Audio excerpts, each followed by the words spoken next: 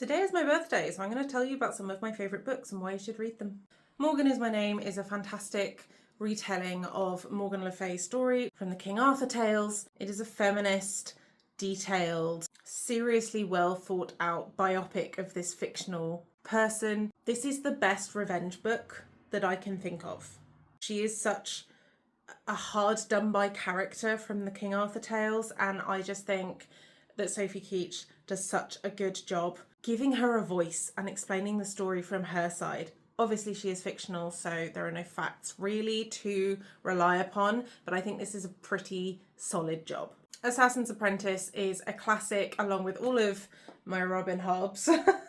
I have read them all and they can all kind of fall under this, but this one is the first one in the Realm of the Eldling series. It will get you hooked. It is a reasonable length compared to the other ones, and it's just a brilliant example of fantastic storytelling, world building out the arse that is so full of depth and yet so simple and easy to understand. It's all very logical, and I just really love everything to do with this.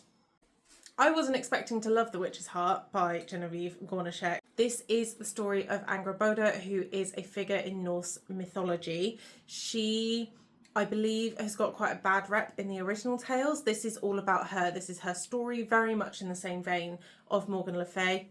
Do I have a type when it comes to these sorts of books? Yeah, maybe.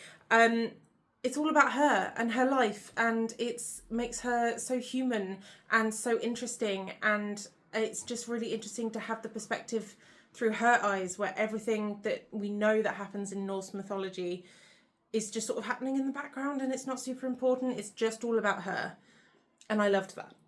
The Sky on Fire is a really great standalone fantasy with queer rep, polyamory rep, dragons are the ones in charge, humans and everyone else just has to get in line. And we are talking about succession, the line to the throne, power. It's also a heist book. There are sky ships. I don't know what else to say to get you to read this. Nettle and Bone is the book that got me into T. Kingfisher. This is a fairy tale unlike any other fairy tale, while also being like every other fairy tale.